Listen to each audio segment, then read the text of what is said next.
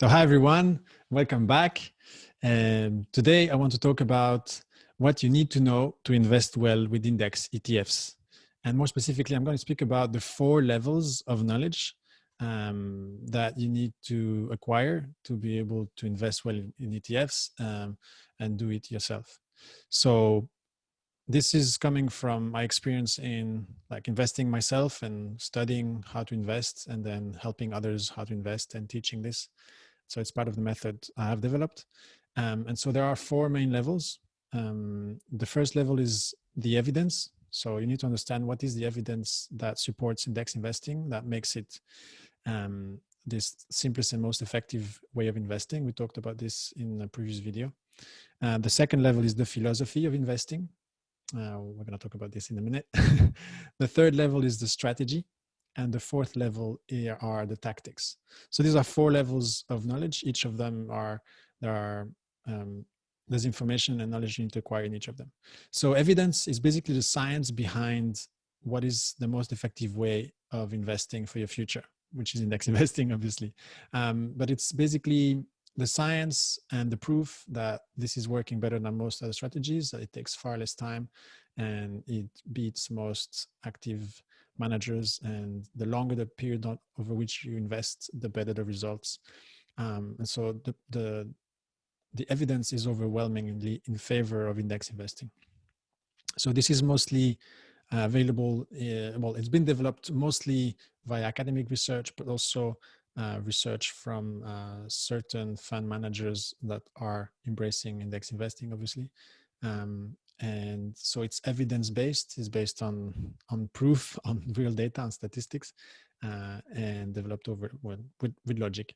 It's mostly available in academic papers, but also in some books, and there are some videos that speak about the evidence. I will link to some of those in the description.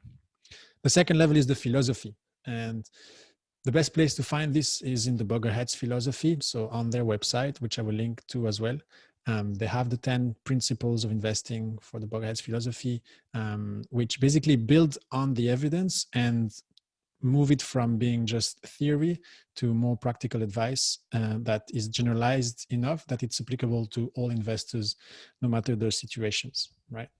And so you can find those on the Buggerhead's website. I also had a presentation on this a few months ago. So there's a YouTube video where I go through those 10 principles.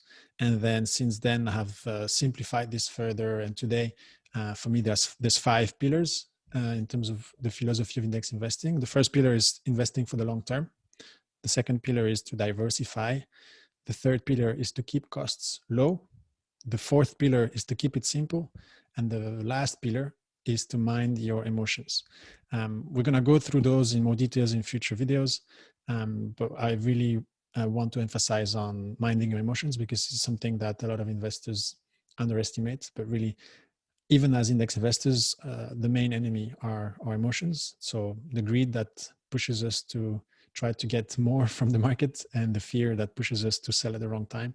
Basically, those 2 emotions are very strong in a lot of people. So we need to put in place safeguards to protect ourselves from our own emotions, in addition to all of the other knowledge that we have, and that's part of the philosophy. And so to put those safeguards, we have to build a good strategy. And so strategy is the third level of knowledge. And this is where you take the philosophy and you adjust it and adapt it to your own personal situation. And so this is typically the work you will be doing by looking at your own personal situation and deciding on, say, your asset allocation, your risk profile, how much you will contribute on a regular basis, or if you have a lump sum to put in, how you're going to put that in, your rebalancing strategy. All of that would be part of your strategy and should be summarized and written down in your personal investment plan. In there, we also have obviously your choice of ETF, your choice of broker, your choice of currency, your choice of stock market or stock exchange. So all of that forms your personal investment plan. And it's important to have it written down. I believe it's vital, because it's a way of reminding yourself in the future why you made the decisions you made, and so that you can stick to the plan and stay the course, which is extremely important for index investing, since we're doing this for the long term. And finally, the last level, the fourth level, are the tactics. And here there's two kinds of tactics. There's the tactics that you use to build your strategy. So here you will have things such as how do you select the best broker for where you live and your personal situation and your needs. So what are the criteria that you should use for that? And then how to select the index that you want to follow and the ETFs you want to invest in. So these are tactics that are needed and used once when you build your portfolio, but maybe later as you adjust, if you have to adjust. And then the second part of the tactics are the tactics that you use to implement your strategy. And so these are how to open your brokerage account, how to fund your brokerage account, how to find the ETFs on the brokerage account platform, understanding how trading works on the stock exchange, how to place an order, how to sell, how to fill in your taxes, pay your taxes if you have to, report on that, how to rebalance in terms of doing the calculations that are needed to do that, and then finally how to withdraw money when you need it, hopefully when you are financially independent. So this is a high level view of what you will need to study if you are a complete beginner. It's also a good guide for someone who's maybe already started but has not nailed down all of these aspects. It's important to have a good understanding of each at each level, because that's what's going to ensure your success in the long term. And so I highly recommend you spend time understanding the evidence, the philosophy, your own strategy, writing it down, and then making sure you get the tactics right, because yeah, the implementation is super important as well, obviously. Right, so that's a new framework of mine, one that I use for teaching, and one that I use myself in my own investing. One last thing that's really important is that this might seem like a lot, especially if you're just starting, but you will see that very quickly you will pick up on most of the evidence and the philosophy quite easily. The strategy is something that a lot of people talk about online as well, on the Facebook group, on Reddit, etc.